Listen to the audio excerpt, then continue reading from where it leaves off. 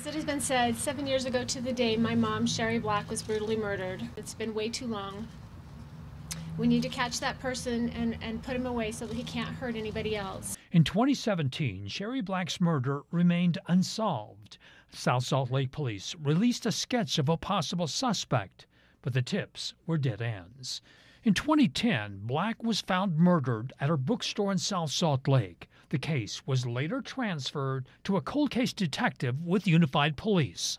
Up to that point, it was there was just a lot of unknowns as far as, what to do or where to go from here.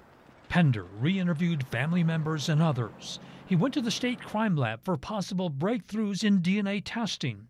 The use of genealogy by police was just coming into play. I had heard just some rumblings that genealogy was something that is being looked at as potentially helping solve crimes. He sent the blood evidence to Parabon, and genealogists there gave him a lead. Genealogist was able to provide information regarding individuals that were very distant relative to our potential suspect. At the time, Adam Durborough wasn't on anyone's radar.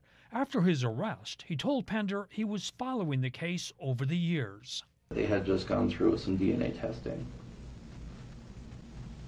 so I figured it was only a matter of time. Over the next 2 years, Pender crisscrossed the country to meet with those relatives and hopefully get their DNA.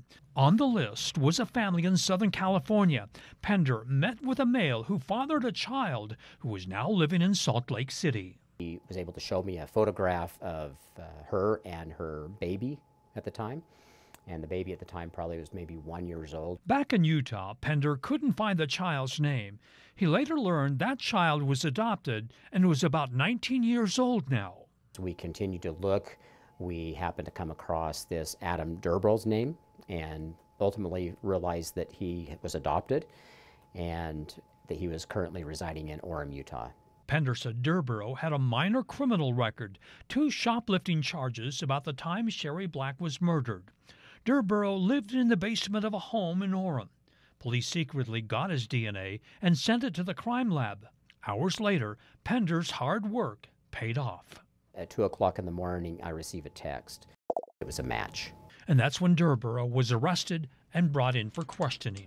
I wanted to try to have an opportunity to talk to you about the why. It's not a matter of who, it's about the why. When he arrived at the bookstore, Durborough confessed that he was stressed out from problems with his foster parent and adopted mother.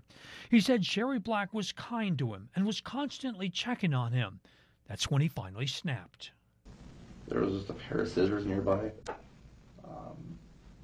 and I picked them up, and I hit her. I just hit her in the back of the head. I don't know why, just so angry. Black fell to the ground, but Durborough continued his attack. He picked up a bottle and hit her over the head, and as she lay still, he sexually assaulted her. I ran out of that store. I'm surprised nobody saw me. I was just running. I don't remember if I had any blood on my face or anything, but I just ran. I didn't stop until I got to my therapist's office. I don't see myself as a monster, but a good person would have turned themselves in, honestly. He had grown tired of looking over his shoulders, and with his arrest and confession, he hoped that Black's family could finally get answers. This is the dawn of a new day. We are going to put him behind us, and we are going to do good things, and we're going to remember her. As for the cold case detective, he had finally caught the killer.